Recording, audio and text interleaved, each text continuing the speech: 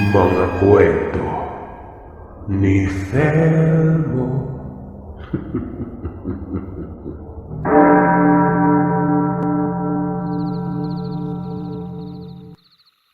Itago niyo na lamang po ako sa pangalang Miraw. Ang karanasan ko ay nangyari sa isang parte ng Samar noong huling mga taon ng dekada 90. Hindi ko na lamang babanggitin dito ang eksaktong lugar dahil napakaselan ng kwentong ito. Basta't maiintindihan niyong lahat kapag napakinggan niyo na. Isa akong saup noon sa isang malawak na lupain. Binata pa ako. Mga nasa 18 taong gulang. Pagmamayari ito ng isang mayamang personalidad. Hindi naman sana ako magiging saop. Dapat ay simpleng mangingisda lamang ako kasi nga yun naman ang trabaho ng pamilya ko. Kaso ay nagkautang ng malaking halaga ang mga magulang ko dahil sa pagkakasakit ng kapatid kong bunso at walang ibang hinihiling na kapalit kundi ang maging katiwala. Pero ayos lang kasi nga may pasahod naman na kung tutuusin ay malaking halaga din yun kumpara sa katulad kong saop at katiwala lang ng iba. Malayo sa kabiasnahan ng lugar. Liblib pero may mga bahay naman na panakanaka. At ang namumukod tanging tirahan dito na malaki ay yung tirahan ng amo ko. Walang problema sa bigas, ulam at mga kinakailangan sa araw-araw. Sinusuplayan kasi ako nun. May bahay pa na nakatalaga at yung sahod ko ay halos hindi ko nagagastos. Nakakapag-ipon talaga ako. Alam niyo ba kung anong trabaho ko? Bukod sa pagbabantay sa mga tanim at lupain, nagbabantay din ako noon kung may kahina-hinalang tao. Nagtataka ako noon. Bakit pinapabantay ako? May nagbabanta pa sa kanila. Yun ang nasa isip ko noon. Hanggang sa natuklasan ko ang katotohanan. At ito na nga yung higit pa sa nakakarimarim na tagpo. Bawal ako makipag-usap sa mga tao, mga kapitbahay, mga napapabdaan, at kung sino-sino pa. Kung may kakausapin man daw ako ay walang iba kung hindi ang amo ko at ibang mga katiwala doon. May matandang babae at dalaga, mag-ina, at yung tagagapas ng niyog at taga-kopra. Magtiyo naman yon. Matanda ang isa at halos kaidaran ko lang din ang isa. Para akong preso, pero malaya naman ako sa kung anong gagawin ko. Pwedeng gumala, pwedeng magtanim din para kumita. Pero yun na nga, bawal ang makipag-ugnayan. Sa tingin niyo mahirap ba, Sir Seth? Para sa akin na mahilig ako makipagkaibigan. Sobrang nahirapan talaga ako. Pero kalaunan, nasanay na rin ako noon. Nililinis ko yung mga kalat sa lupain. Mga 10 ektarya mahigit ang lawak nito. Mga niyog, mahogani at mga prutas na makikita. May mga mangga, may mga saging, langka at marami pang iba. Hindi lang ako ang bantay doon. Yung mga tagagapas at yung nasa bahay na nakatoka. Kasama na rin sila sa nagbabantay. Pero hindi ko naman sila nakakausap ng maayos talaga. Naiilang ako gawa ng para bang galit palagi. Maliban na lamang dito sa babaeng dalaga. Medyo strikta pero maayos ko mausap. Wala lagi ito sa bahay. Umaalis at babalik sa hapon. Sa tuwing linggo ko lang nakikita na buong araw na nasa bahay nakatoka. Nababagabag talaga ako sa kung bakit parang iba-iba ang abo namin. Batay na rin sa mga patakaran nito na animoy. Alam mong asiwang-asiwa sa mga tao. Bunsod noon ay minabuti kong maging malapit dito sa dalaga. Dahil alam kong maraming nalalaman ito patungkol sa mga amo. Pangalanan na lamang natin itong Bea. Alam na alam ko ang oras kung kailan siya umuwi. Nasa 4:00. Tapos pupunta naman ito sa maliit na bahay nila ng kanyang nanay. Nasa likod lang na malaking bahay ang tirahan nila. Mga ilang distansya ata. Kung susukatin siguro mga 40 metro mula sa malaking bahay. Isang beses, Nang napansin ko siyang papauwi ay kinawayan ko. Siyempre may pabaong ngiti para naman kahit papano, hindi ako sungitan. Sinalubong ko talaga nang hindi pa nakakarating sa mumunting bahay nila. Tapos pangising-ngisi pa ako dito. Tinanong ako ng Bea kung ano bang sadya ko. At tila maganda ata ang araw ko noon. Nasa lilim kami noon ng puno ng mangga. Tinitigan ko. Napayuko pa ito sa bayhawi sa kanyang buhok na parabang nahihiya pa. Akala siguro mangliligaw ako. Tinanong ko kung anong sadya ba ni Bea kapag umaalis at kung saan ito pumupunta. Nagtanong siya kung ba't ko natanong. Tapos niyaya niya ako sa likod ng puno. Baka makita umano kami ng may-ari ng lupain. Iba pa naman umano ito kapag may nakitang nag-uusap. Alam ko yun, bawal lang makapag-usap. Pero sa ibang tao naman, di ba? Ayon naman kay Bea ay ayaw niya lang na magdudang amo namin. Tinanong niya ako kung ano ba talaga yung sadya ko. Gusto ko lang sumama kung saan ka nagtutungo. Napasimangot ang mukha nitong babae. Tapos sinabi niya noon na hindi daw pwede. May kanya-kanya daw kaming mga trabaho. Sabi ko ayos lang naman. Kasi nga natanong ko yung among babae na si Ma'am Sally na pwedeng tumulong sa gawain ng ibang katiwala eh. Baka naman gawain nila Mang Adjo at nung pamangkin niya. Hindi itong gawain namin ng nanay. Tugon ni Bea. Yung mga pangalang nabanggit Sir Seth ay hindi ito mga totoong pangalan nila. Maging yung mga mababanggit pa. Nasabi ko naman kung ano ang dahilan, di ba? Reputasyon ng nakasalalay dito. Kinulit ko ng kinulit si Bea. Hanggang sa sinabi niya na noon na magpapaalam siya sa amo kong papayag. At kung sakaling pumayag ay wala magiging problema kung isasama ako. Gusto niya lang kumpirmahin na ayos lang talaga na tumulong sa ginagawa ng iba. Gawa ng noon pa. Wala talagang nanghihimasok sa gawain ng ibang katiwala. Ultimong ang pinalitan ko umano na tagalinis sa tagabantay ng lupain nun. Tumango ako. Sabi ko'y tanungin niya at papayag yon. At yun na nga ang nangyari. Kinabukasan ng umaga ay sinambit na ako nitong si Bea. Kaliligo ko lang tapos mag-aagan sana kaso papaalis na kaya nagmamadali talaga ako nun. Kapilang ang laman ng tiyan ko. Ito na. Ito na ang unang mga hakbang para lubusan ko ng maintindihan ng lahat.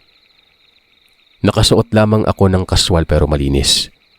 Habang itong si Bea ay naka-jeans at dala na naman ng backpack niyang kulay itim. Habang naglalakad pababa ng bayan, nagtanong ako noon kung taga saan ba ang pinalitan ko. Ay naman kay Bea, taga Romblon daw. Nagkaroon naman ng problema kaya yon, pinapalitan na lang. Tinanong ko si Bea kung anong naging problema. Pero hindi ito nagsalita pa. Kahit anong kulit ko hinggil dito ay ayaw niyang magsalita. Hindi ito umiimik at hindi tumitingin sa akin. Binaling ko na lamang sa ibang paksa ang usapan. Patungkol na lamang ito sa kabataan ni Bea. Kung saan ba talaga siya lumaki. Dito na nagsalita ang babae, sabi niya, hindi raw. Ang nanay niya ang nauna.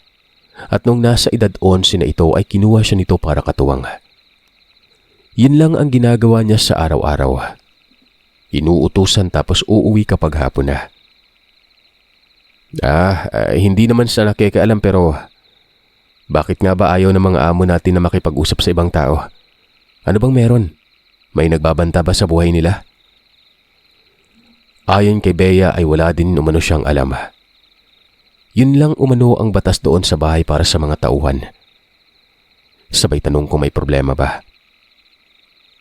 Mabilis akong umiling at sabi ko wala. Ayos lang at nagtanong lang ako kasi nga iba sa karaniwan. Nang makarating na sa kalsada, sumakay kami ng bus. Akala ko tricycle pero takang-taka ako gawa ng bus yon. Nagtanong ako kung bakit sa bayan lang naman. Pero ayon kay Bea ay sa ibang bayan umano. Doon sa may syudad. Tanyag ang syudad na ito sa may Samar. Ito ang pinakamalaki doon. Kayo na po yung bahalang manghula.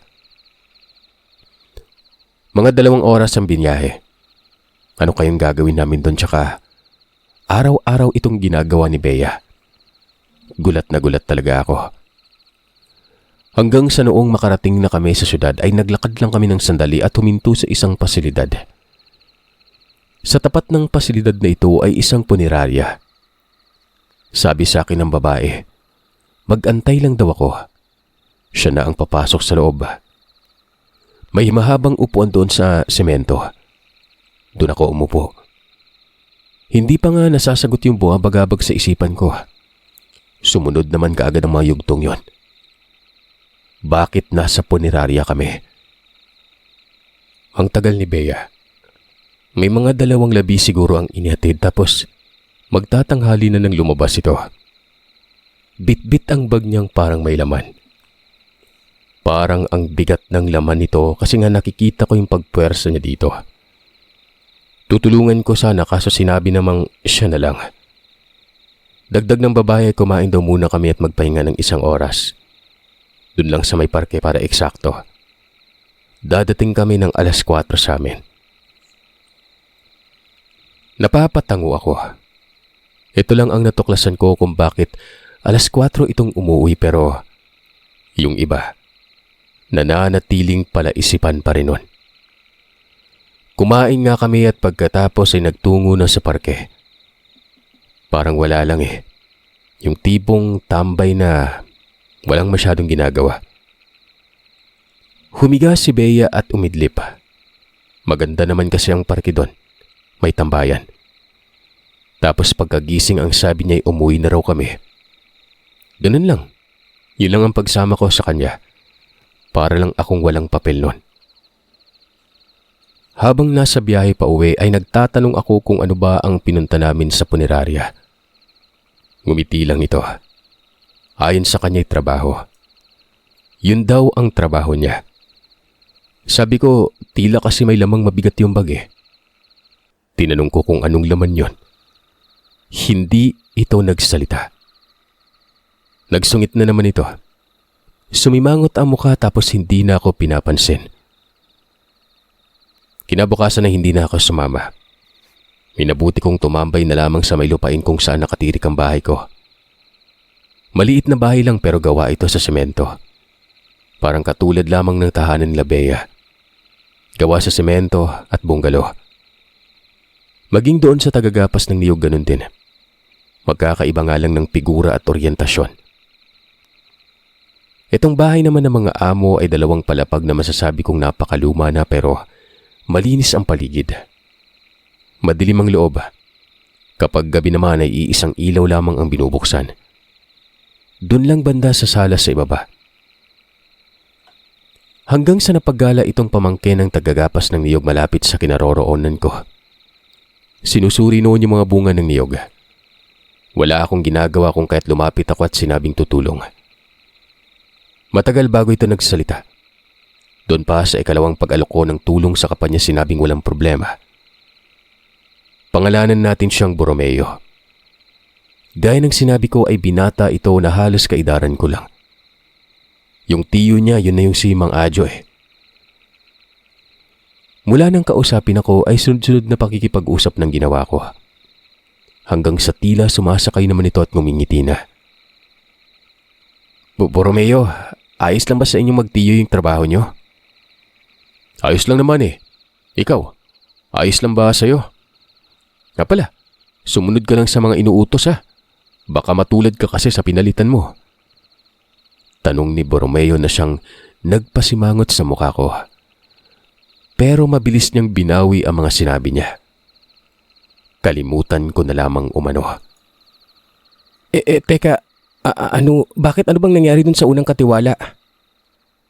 Nako, sige para mabigyan ka na rin ng babala at hindi lumaki yung ulo mo. Pinatay nila yon kasi nga abusado na. Nagrereklamo tapos nagdadala ng babae dito. Malaya naman sa kung anong gagawin pero imabuso. Bawal lang magsama ng ibang tao dito. Bawal nga makipag-usap eh. Pinatay? Totoo ba yan? Nakakatakot naman sila. Akala ko ang babait kasi nga pinautang kami ng pera. Yung pagpapautang sa inyo may dahilan yon. Alam ko ang dahilan. Alam mo din naman siguro na yung kapalit ikaw na magtatrabaho dito. Ano mang marinig mo sa akin, sa'yo lang ha. May kung anong meron dyan sa amo natin. Sabi ng tiyo ko mangkukulam eh. Bukod pa dyan, mga aswang. Huwag ka nang magtaka kung nagkasakit yung kapatid mo at sila yung umalok ng pera para tulong. May motibo ang lahat. Napatulala ako. Anong ibig sabihin nito? Sa pagkakaintindi ko ay parang binigyan ng sakit ang kapatid ko. Tapos sila din ang nagpahiram ng pera. Na-off ako. Nakaramdam ako ng inis. Napansin naman ito ni Borromeo at kaagad sinabihan ako na kung ano man ang nasa isip ko. Kalimutan ko na lamang daw yun kung gusto ko pang mabuhay. Balisang balisa at nabalot ako noon ng pagtataka. Ganon din ang galit. Pero mabilis kong kinalmang sarili. Nagkunwari akong ayos lang. Tumulong at nagakot ng mga ibinabang niyog ni Borromeo. Tinalian niya kasi ang bulig ng niyog tapos dahan-dahang ibinaba para hindi mabasag. May mga niyog kasi na hindi pa ganun katigas ang bao pero pwede nang koprahin. Tandaan mo yung mga sinabi ko, Miraw. Gayahin mo na lang kami. Ganun din naman yung nangyari sa amin. Nagkautang at napilitang magtrabaho. Isipin mo na lang na normal kahit pa man hindi. Basta may sahod at alam mo malaki talaga yung pasahod. Huwag ka mag-alala. Naiintindihan ko na. Sagot ko. Sa mga puntong yon ay dapit hapon na. Tumulong pa rin ako sa pagbibiyak ng niyog. Binubunutan muna gamit ang barang nakatarak sa lupa. Bali lahat binubunutan. Bukod kasi sa kopra, yung bao ay magagamit din yun para sa uling. Panay ang tanaw ko noon sa malaking bahay. Nakikita ko yung among babae na nakatanaw din sa amin at para bang masaya ito at nakangiti. Pagsapit ng gabi ay hindi ako makatulog. Hindi ko alam pero hindi ako mapakali. Siguro dahil yun sa mga sinabi sa akin ni Borromeo. Lumabas ako ng bahay. Nagpahangin at pinapakalma ang diwa. Tinatanaw ko yung tirahan ng amo. Ganun pa rin. Iisang ilaw lamang ang bukas. Sa hindi ko malamang dahilan, nakarinig ako noon ng alingas-ngas. Mabilis kong sinipat kung saan banda. Doon malapit sa koprahan. May naaaninag akong naglalakad. Dalawa. May nakasunod dito na parang aso. Tinitigan kong maigi ito hanggang sa ganoon na lamang ang pagsimangot na mukha ko. Dahil hindi aso yon. Parang taong gumagapang. Sabi ko pa ano yun eh. Sinundan ko ito ng tingin at patungo ito doon sa bahay na malaki. Nang tamaan ito ng liwanag, si Ma'am Sally pala ito at ang asawa niyang si Sir Finn. Pero sino itong gumagapang sa lupa? Naglakad ako at lumapit ng bahagya at habang nangyayari naman yun ay nagtatago talaga ako. Kumbaga, nagpapalipat-lipat ng puno hanggang sa huminto ako ilang distansya na lang. Itong nakadapa ay tumayo at ganoon na lamang ang panghihilakbot ko noon dahil napakapangit ng itsura. Parang halimaw. Basta hindi ko mawari ang itsura pero aminado akong pangit talaga. Nakahubot-hubad pa yon at bigla na lang naging isang matandang lalaki na inaalagaan ng nanay ni Bea. Tatay ito ni Ma'am Sally. Kung hindi ako nagkakamali, aswang ito. Aswang talaga. Wala namang ibang paliwanag doon sa ganung masisilayan ko. Mantaking mong nakaratay ang matandang ito pero nakita kong tila ang lusog niya sa mga puntong yon. Pangalanan nating Tandang Lilo ang matandang ito. Tama pala si Borromeo. Pero ang aswang dito ay yung matanda lang. Ano kayang ginagawa nila doon sa unahan? Bakit naglalakad-lakad? Hindi ako makaalis sa pinagtataguan ko gawa ng nakaharap na sila mismo sa kinaroroonan ko noon. Tila ba naramdaman ng mga ito ang pagtingin ko? Naglakad sila patungo sa likod. Kitang-kita ko pa rin yon. Sa likod ng bahay ay may isang silid dito na pinaglalagyan ng mga gamit pagsasaka. Bukas yun dahil wala namang tabo ng bintana. Walang pinto at bintana ito. Lumapit ako sa pwesto. Ingat na ingat ako noon na makalika ng ingay. Gumapang ako. Pero may bumungad sa harapan ko noon. Gumagapang din ito. Para talaga akong mapapanawa ng diwa sa pagkagulat. Pero hinila ang kamay ko nito at sinabing huwag akong maingay. Si Borromeo yon. Kamuntikan ko na itong masuntok. Nagtanong ako kung anong ginagawa niya doon. Sa tingin mo ano kaya? Nagulat din ako no. Si Tio nasa likuran lang. Huwag mo nang silipin. Nagtataka lang kami kung bakit dumaan doon banda sa kuprahan yung mga amo. Hindi naman sila ganun sa gabi. Nasa loob lang dapat. Nakita mo no? Tama ako, aswang. At hindi lang yung matandang yan ang aswang kundi pati yung mag-asawa at yung dalawang anak nila. Kaso wala yung mga yun dito eh. Sabi ni Borromeo. Nagtanong naman ako kung anong ginagawa sa likod banda. Ayon kay Borromeo, doon daw iniiwan ni Bea ang bag nito at ang laman daw noon, mga bahagi ng tao. Minsan ay may dugo pang kasama. Pero kadalasan, bituka. Halos mapasuka ako nang marinig itong mga sinabi ni Borromeo. Mabilis kong napagtanto na iyon siguro ang kinuha ni Bea sa punerarya. Sinabi ko ito kay Borromeo na galing sa punerarya siguro ang bahagi ng taong yon. Malamang doon galing. Sa nalaman ko sa nanay ni Bea may mga inihahatid daw na labi na walang mga kaanak eh. Binibili ng amo natin. Tapos si Bea yung nauutusan. Hindi dinadala lahat kasi mabigat. Doon lang pinupuslit sa punerarya kasi may ref doon. Ang nakapagtataka lang ngayon, bakit gumala sila sa gabi? Alam mo bang doon talaga nagmula ito sa bahay mo? Nakita ni Tio eh. Tapos nakita ka nga niyang lumabas. Doon pa sinabi ng Tio na biglang kumabig ang mga amo at dumaan ito malapit sa may kuprahan. Baka minamatyagan kami raw. May kasalanan ka no? Huwag ka na masyadong matanong. Tsaka huwag ka nang sumama kay Bea. Malilintikan ka talaga tol. Kinabahan ako ng husto nun. Hindi naman pwedeng nagbibiro itong si Borromeo. Sila ang mas matagal dito kaya totoo talagang sinasabi nito. Para bang gusto ko nang sumabat pero naisip ko naman yung pamilya ko. Kung sakaling tama ako sa pagdududa ko na sila din ang nagbigay sakit sa kapatid ko, madali lang para sa mga yun ang hamakin kami. Lalo't hindi sila pangkaraniwang mga tao. Mula doon sa pinagtataguan namin ni Borromeo, makikita ang loob dahil nakatapat kami sa pinto. Medyo madilim doon pero naaaninag ko yung mga amo. Nakaupo sila sa may sahig. Ang sabi ni Borromeo kung hindi daw siya nagkakamali, kumakain na raw ang pamilya. Napapailing na lang ako sa tuwing iniisip ko noon na labi ito ng tao. Napapaduwal ako. Hanggang sa umalingasaw na doon ang ubod na lansa na samyo. Tinapik ako ni Borromeo at sabi niya umalis na daw kami. Sumunod lamang daw ako sa kanya kung saan siya dadaan. Gumapang ako noon. Gumapang din itong si Borromeo. Nang malapit na sa bahay nila ng tiyo niyang si Mang Adjo ay pinagalitan si Borromeo. Bakit daw sinundan pa? Kung sakaling nakita daw siya ay malamang papatayin siya ng mga ito. Idagdag niya pang naroroon din ako.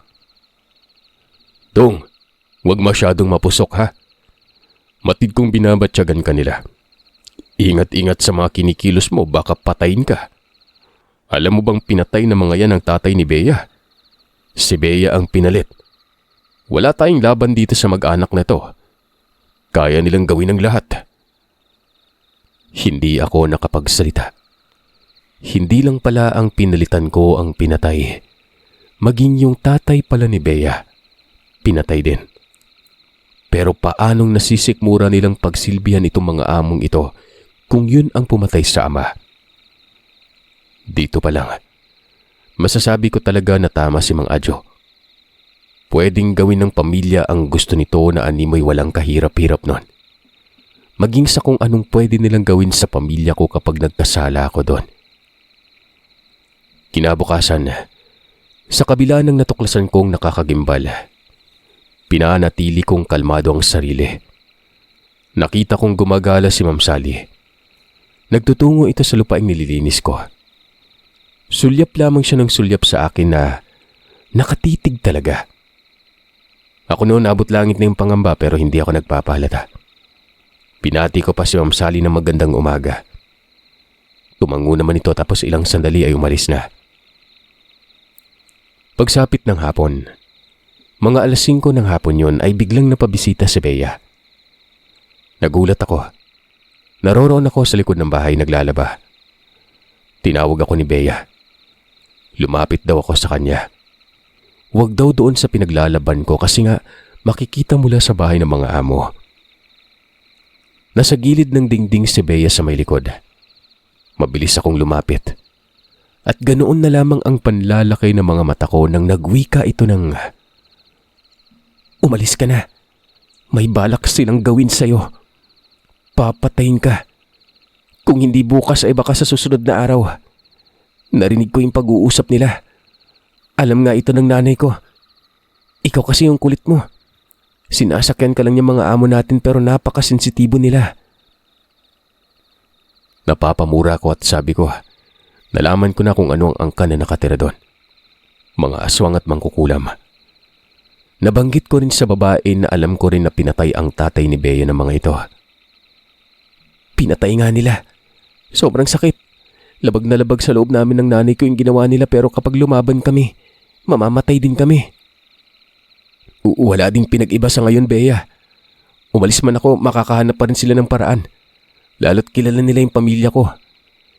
Sa tingin ko kung mangyari mang papatay nila ako, edi makikipagpatayin na lang ako para naman may laban. Kaya hayaan na lang. Hindi nakapagsalita si Bea. Hanggang sa dumating na itong magtiyo na si Mang Adjo at Borromeo.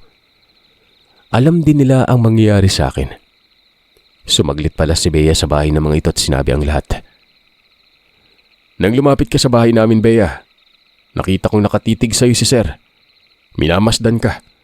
Naroroon siya sa itaas ng bahay. Kung hindi ako nagkakamali, nakita ka rin niyang patungo dito. Tinawag ako ni Ma'am Sally at lumapit ako pero tinitigan lang ako nito nang magtanong ako sa kung anong ipag-uutos. Kanina lang na mapadaan ka sa bahay. Ang sama ng tingin niya. Ubus tayong lahat dito. Sabay-sabay na tayo dito. Wika ni Mang Adjo. Dagdag nito. Wala rin naman kaming takas kaya lumaban na lamang kami. Tutuluyan daw kaming lahat nun. Ultimong ang nanay ni Bea. Baka madamay na din. Labis-labis na pag-aalala ang namayani sa akin.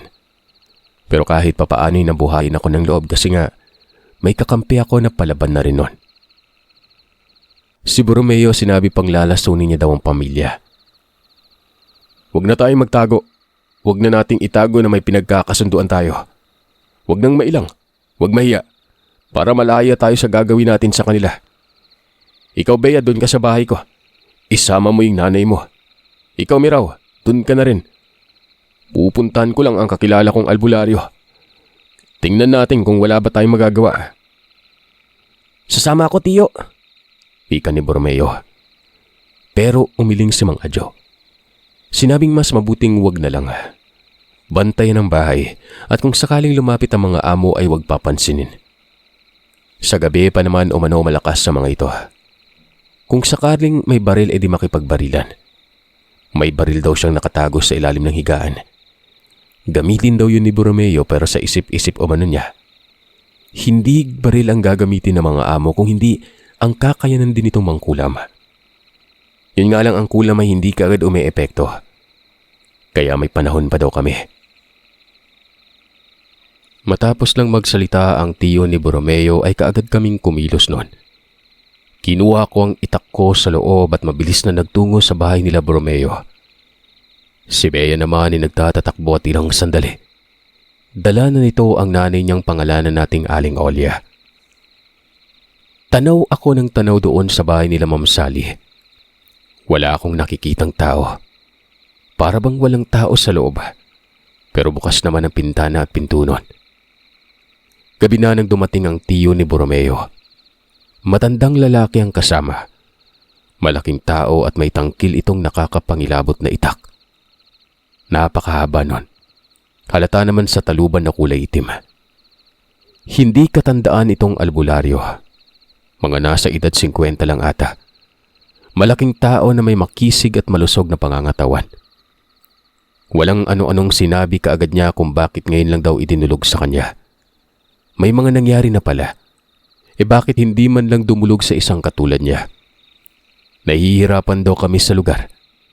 Oo, at may malaking pasahod, pero wala namang kasiguraduhan dahil nga may pagkakamali din ng isang tao. At pinapatay kapag nagkakamali. Maraming sinabi itong albularyo na pangalanan nating Basog. Mga nasa alas 7 ata noon lumabas ito ng bahay. Nagmungkahi na walang lalabas ni isa sa amin. Itong si Bea ay kanina pa umiiyak.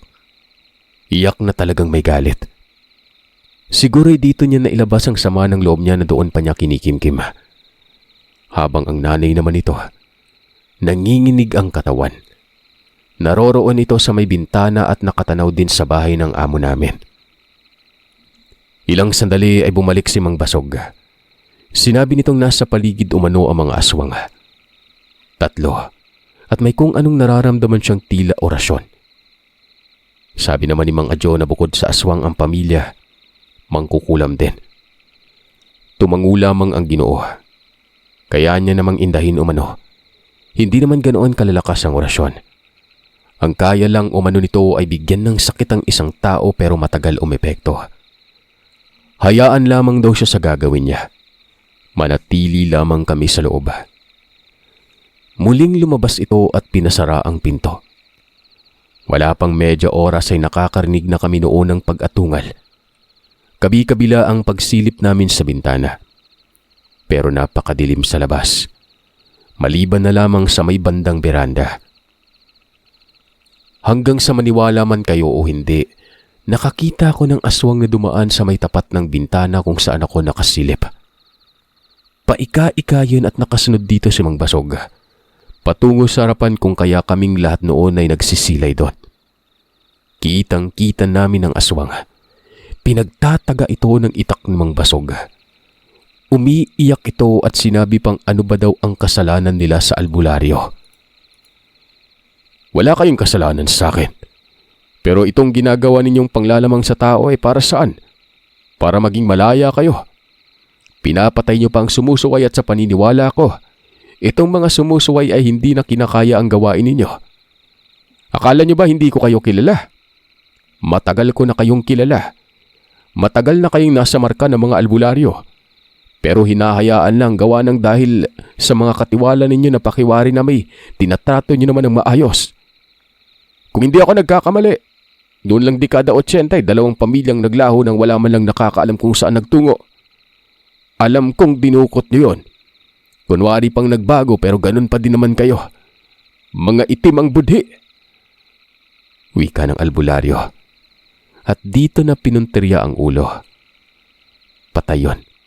Hindi nakagalaw na parabang nagtagalang ng niyog. Matapos lamang noon ay sinabi ng albularyong ito na patay na daw ang babaeng aswang. Ito namang isa. Yun daw ang amo naming lalaki. Pero yung matanda ay nawawala. Hindi lumapit pero hindi niya tatantanan yon. Ang mga labi ng aswang ay sinunog sa hukay. Nagukay muna ang tiyo ni Borromeo at ang albularyo. Tapos yun na. Nilagay sa hukay at sinunog bago pa tinabunan. Tila ba nabunutan ako ng tinik sa lalamunan. Kinabukasan ay naghanda na kagad ako sa pag-alis. Si Bea ganun din. Sinabi ni Mang Basog na doon daw kami sa malayo sumibat dahil posibleng umabot sa punto na pati kinauukulan ay makikialam na. Hindi ako umuwi sa amin. Dumiretso ako sa may Leyte, sa kaanak lang. Hindi ko alam kung saan patungo sila Bea maging sila Borromeo. Nagpadala lang ako ng sulat sa mga magulang ko at nangamusta. Natural na mabahala pero nasa ayos naman daw sila. Sinabi ko sa sulat ko kung anong mga nangyari. Nagpapadala lang ako ng sulat noon at sumasagot naman ng sulat yung mga magulang ko. Isang taon nang nakalipas ay wala namang nababalitaan noon na may nangyaring pagkakagulo sa amin banda. Walang pagkabulabog na nawala ang mag-asawang amo namin. Ito na din ay batay sa sulat ng mga magulang ko. Kaya umuwi ako.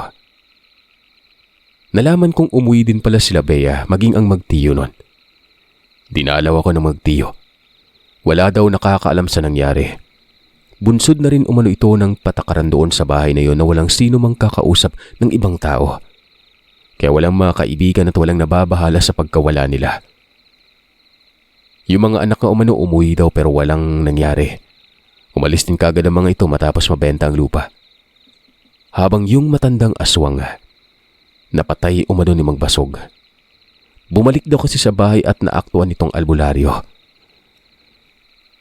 Itong si Bea ay dinadalaw ko. Hanggang sa nanligaw ako. Sabi ko naman 'di ba na may gusto ako dito. Naging kami.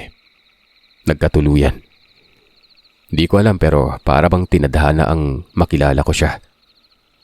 Lahat ng ito ay simula ng mangamuhan ako sa pamilya ng mga aswang.